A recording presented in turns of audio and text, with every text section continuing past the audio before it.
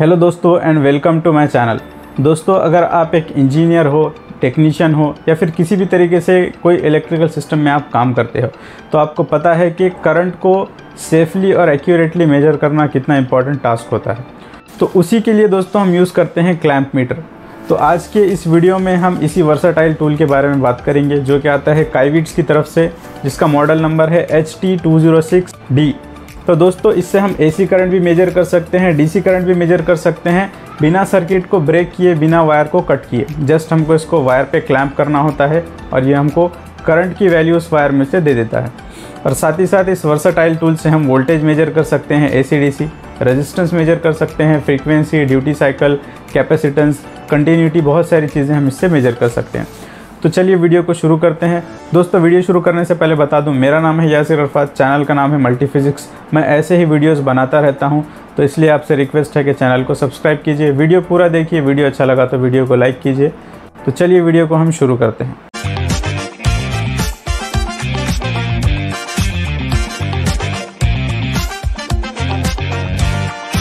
तो ये देखिए दोस्तों, ये क्लैंप मीटर है। इस तरीके के बॉक्स के अंदर ये क्लैंप मीटर हमको आया था। पीछे कुछ स्टिकर्स वगैरह यहाँ पर लिखे हैं, तो इसको हम साइड में रख देते हैं। और ये है पाउच, इसके अंदर इसके प्रोब्स वगैरह इसके अंदर में है। तो देखिए, ये पाउच बहुत ही अच्छी क्वालिटी का है। इसको देखकर लगता नहीं कि ये चीप क्वालिटी है, प्रीमियम क्वालिटी इन्होंने दी है। तो इसको अगर जब हम खोल लेंगे तो हमको क्या मिल जाता है, एक यूज़र मैनुअल, ठीक है। और ये हमारा क्लैंप मीटर है। और उसके साथ में दोस्तों हमको मिलता है ये टेम्परेचर सेंसर, जिसको हम मेजर करके भी देखेंगे टेम्परेचर इससे, ठीक है। थर्मोकपल भी इसको बोलते हैं। ये था, और इसके साथ में टेस्टिंग लीड्स हमको मिल जाते हैं। तो ये चीज़ें हमको मिली थी इसके साथ में। तो इसको अब साइड में रख के हम देखते हैं क्लैंप मीटर को। तो क्लैंप मीटर को दोस्तों अगर देखेंगे हम ओवरव्यू, तो ये देखिए, ये इसका NCV सेंसर है, यानी नॉन कॉन्टैक्ट वोल्टेज सेंसर है। और ये क्लैंप है जहाँ पर हम वायर को इंसर्ट करते हैं, जिसमें से भी हमको करंट मेजर करना हो, ऐसे सिंगल वायर हम यहाँ पर इंसर्ट करेंगे। और उसके बाद में ये हमारा डायल है या फिर रोटरी व्हील है।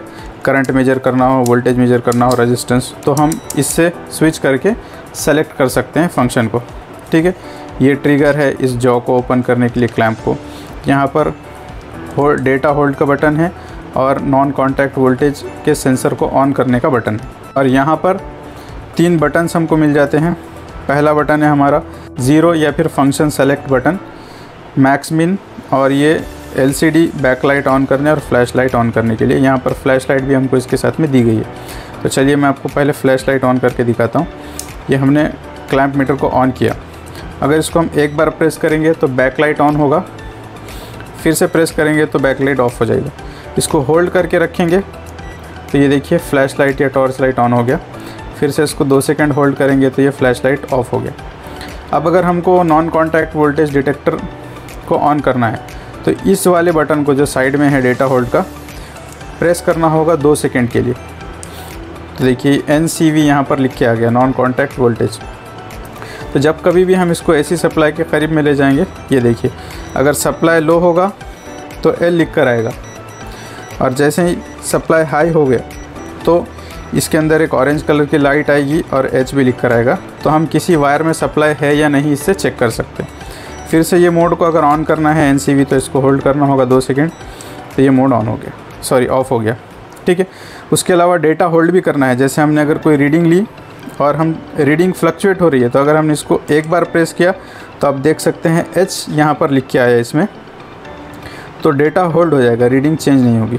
तो हम डेटा होल्ड कर सकते हैं। फिर से प्रेस करेंगे तो डेटा होल्ड मोड से ये बाहर निकल जाएगा। उसके बाद में यहाँ पर दोस्तों हम 60 एम्पियर और 600 एम्पियर रेंज सेलेक्ट कर सकते हैं करंट की, ठीक है। क्योंकि ये DC क्लैंप मीटर है तो बाय डिफ़ॉल्ट इसके अंदर ये DC पे सेट होता है। यहाँ पर आपको दिख रहा होगा DC। तो अगर मान लो मुझे करंट मेजर करना है तो मैं क्या करूँगा, इसको करंट पे सेट करूँगा। और बाय डिफ़ॉल्ट क्योंकि ये DC पे है, अगर AC करंट मुझे मेजर करना हो तो मैं फंक्शन की को एक बार प्रेस करूँगा तो ये AC करंट के मोड में चला गया। तो फिर मैं क्या करूँगा, यहाँ से वायर लगा के AC करंट चेक करूँगा। तो आगे हम सारी चीज़ें चेक करके देखेंगे। ये जस्ट ओवरव्यू है, ठीक है। और लो पास फ़िल्टर के इसके अंदर एक लो पास फ़िल्टर भी है, मतलब कि अगर हम AC करंट या AC वोल्टेज मेजर कर रहे हैं तो 60 हर्ट्ज़ से ज़्यादा वाले जो सिग्नल कभी इस वाले कॉइल में, सेंसर में अगर डिस्टॉर्शन या नॉइस पैदा करेंगे, तो अगर हम लो पास फ़िल्टर ऑन करके मेजरमेंट लेते हैं तो ज़्यादा एक्यूरेट रीडिंग्स हमको मिलते हैं। उसको कैसे ऑन करना है, तो वोल्टेज ये सिर्फ AC के लिए है, DC क्योंकि DC की फ्रीक्वेंसी 0 होती है, तो DC में लो पास फ़िल्टर की ज़रूरत नहीं है। तो इस फंक्शन की को 3 बार प्रेस करना होगा, 1 2 3। तो आप देख सकते हैं ACLPF लो पास फ़िल्टर ये यहाँ पर ऑन हो गया। तो अब हमको ज़्यादा एक्यूरेट रीडिंग्स मिलेगी। उसके बाद वोल्टेज मेजर करना है, DC AC यहाँ से सेलेक्ट कर सकते हैं, ठीक है। अब इस फंक्शन बटन का और क्या काम है, आप जैसे देख रहे हैं कि यहाँ पे रीडिंग फ्लक्चुएट हो रही है, तो ये रीडिंग को मुझे 0 करना है, तो मैं इसको होल्ड करके रखूँगा, तो ये देखिए रीडिंग 0 हो जाएगी। तो ये 0 करने के लिए भी काम में आता है। बाकी frequency, duty cycle, diode, capacitance, continuity, resistance, temperature और लोजेड, ये सारी चीज़ें हम डिस्कस करेंगे। ये तो था दोस्तों इसका ओवरव्यू। एक और फंक्शन इसका मैं आपको बताता हूँ। आप देख सकते हैं यहाँ पर एक सर्कल घड़ी की तरह यहाँ पे कुछ आपको दिख रहा होगा। तो ये ऑटो पावर ऑफ होता है, 15 मिनट तक अगर ये यूज़ नहीं हुआ, ऐसे ही पड़ा रहा ऑन, तो ऑटोमेटिक ऑफ हो जाता है। इसको अगर आपको ये फंक्शन को ऑफ़ करके रखना हो तो सिंपली क्या करना है, आपको ये बटन प्रेस करके रखना है 2 सेकंड, फिर ऑन करना है। तो ये आपने 3 बार जो बीप सुनी, ये बीप का मतलब ये है कि भाई जो ऑटो पावर ऑफ का फंक्शन है वो अभी ऑफ़ है। फिर से हम रीसेट करेंगे तो वो ऑटोमेटिक ऑन हो जाएगा। तो डिपेंड्स ऑन यू, अगर आप चालू रखना चाहते हैं तो चालू रख सकते हैं, बंद करना है तो आप बंद कर सकते हैं। ये LCD डिस्प्ले है। ये मैक्स मिन बटन का क्या फंक्शन है कि भाई अगर रीडिंग फ्लक्चुएट हो रही है, देखना है कि भाई रीडिंग में मैक्सिमम कितनी रीडिंग आई थी, मिनिमम कितनी, तो हम इससे चेक कर सकते हैं। फिर इससे बाहर आने के लिए हमको इसको होल्ड करके रखना होगा, तो मैक्स मिन फंक्शन से ये बाहर आ जाएगा, ठीक है। तो चलिए अभी दोस्तों एक एक से हम इससे चीज़ें चेक करके देखते हैं। तो सबसे पहले हम वोल्टेज चेक कर लेंगे। ये देखो ब्लैक प्रोब हमको कॉमन में डालना होता है और रेड वाला ये इनपुट में, ये तो नॉर्मली सबको पता होता है। अब मुझे मान लीजिए वोल्टेज चेक करना है। इसकी पोजीशन मुझे कुछ समझ में नहीं आई। अगर पोजीशन यहाँ होती तो ये प्रोब्स से हमको कुछ तकलीफ़, दिक्कत नहीं होती थी। खैर दिया है कंपनी ने। तब मुझे मान लीजिए वोल्टेज चेक करना है, AC वोल्टेज। तो बाय डिफ़ॉल्ट ये DC है, तो आपको दिख रहा है या नहीं पता नहीं। देखिए वोल्टेज चेक करना है, अभी बाय डिफ़ॉल्ट DC मोड में है, तो मैं इसको एक बार प्रेस करूँगा तो AC में आ जाएगा। अब मेरे पास में यहाँ पे देखिए ये स्विच बोर्ड है मेरे पास, मैं इसको इसमें इंसर्ट करता हूँ। देखिए ये AC वोल्टेज बता रहा है 263। तो अगर वोल्टेज हमारा 80 वोल्ट से ज़्यादा होगा तो ये इसके अंदर एक ऐसी ऑरेंज लाइट जल जाएगी, और करंट अगर 3 एम्पियर से ज़्यादा होगा तो ऑरेंज लाइट जल जाएगी। तो ये तो था AC वोल्टेज। अब मैं इससे आपको DC वोल्टेज चेक करके दिखाता हूँ। ये देखिए ये मेरे पास में लैपटॉप के चार्जिंग की पिन है, तो इसकी ये वाली बॉडी निगेटिव है, अंदर पॉजिटिव है। तो मैंने क्या किया, सबसे पहले इसको DC पे है ये बाय डिफ़ॉल्ट, तो मैं क्या करूँगा, यहाँ पे ये पॉजिटिव पिन लगाऊंगा और बॉडी पे निगेटिव, सॉरी। तो देखिए लगभग 21 वोल्ट ये बता रहा है इसके अंदर, ठीक है। तो ये DC वोल्टेज था। अब हम AC करंट मेजर करके देखेंगे। तो मेरे पास में एक हीटर है, वो मैं उसको लगा लेता हूँ पहले। तो मैंने 600 एम्पियर पे सेट किया है इसको। तो देखिए ये 2 वायर हमारे बोर्ड के हैं। इसके अंदर मैं क्या करूँगा,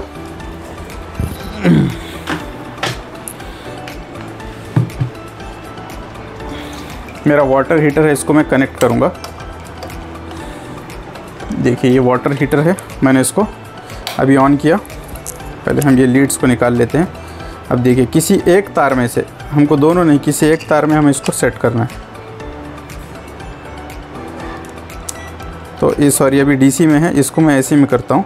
तो ये देखिए 6.87 के आसपास में से AC करंट जा रहा है। अगर मैं स्विच ऑफ कर दूंगा तो करंट 0 हो जाएगा। स्विच को ऑन करता हूँ मैं, तो करंट क्या होगा, हमारा फिर से फ्लो होना शुरू होगा। ये AC करंट है। DC करंट भी हम मेजर कर सकते हैं, जैसा आप डिस्प्ले पे फ़ोटो देख सकते हैं। एक सोलर पैनल से आने वाले स्ट्रिंग का मैंने वोल्टेज चेक किया था, तो 6 एम्पियर के आसपास वोल्टेज हमको मिल रहा है, ठीक है। इसके अलावा दोस्तों अब हम क्या करेंगे, बाकी के पैरामीटर्स हम चेक करेंगे इससे। तो चलिए दोस्तों कुछ और चीज़ें हम इससे चेक करके देखते हैं। जैसे सबसे पहले ये मेरे पास में है रेजिस्टेंस, तो मैं ये रेजिस्टेंस की वैल्यू चेक कर लूँगा। कहाँ गए मेरे प्रोब्स, देखिए। तो मैं सबसे पहले इसको क्या करूँगा, रेजिस्टेंस के ऊपर ला के सेट करूँगा। अब देखिए ये रेजिस्टेंस पे बाय डिफ़ॉल्ट है। अगर मुझे इसको कैपेसिटेंस चेक करने के मोड में ले जाना है तो फंक्शन की दबाऊँगा मैं, सॉरी अभी पहले कंटिन्यूटी चेक करने के मोड में ये आया है, ठीक है। और फंक्शन की दबाऊँगा तो ये देखिए F लिख कर आ रहा है, मतलब कैपेसिटेंस को फैरेड में गिनते हैं तो F लिख कर आया। फिर ये डायोड चेक करने के मोड में आया है, ठीक है। तो अभी हम चेक करते हैं रेजिस्टेंस।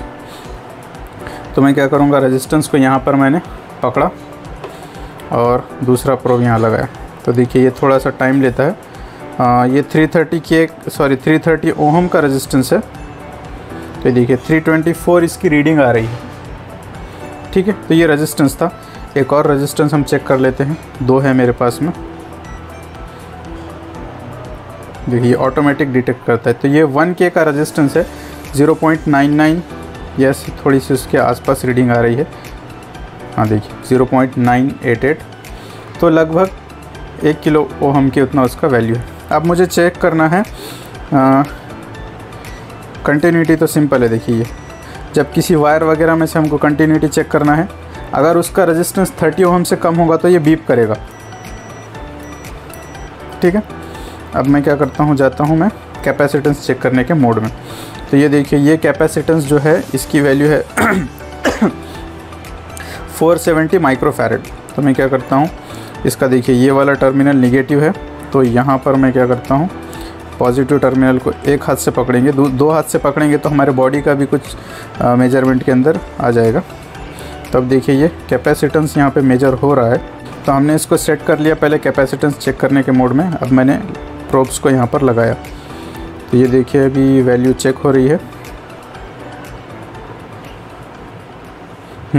तो 4.68 मिली फैरेड, 4.67 मिली फैरेड यहाँ पर इसकी रीडिंग बता रही है, MF लिख कर आ रहा है, ठीक है।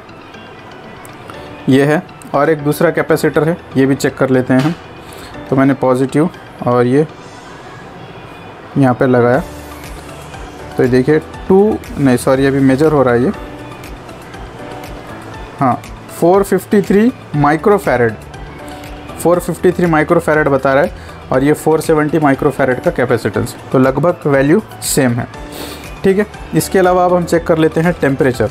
तो टेम्परेचर चेक करने के लिए हमको पहले ये प्रोब्स को निकालना होगा। फिर ये वाला हमारा जो थर्मोकपल साथ में आया है इसको हम ले लेंगे,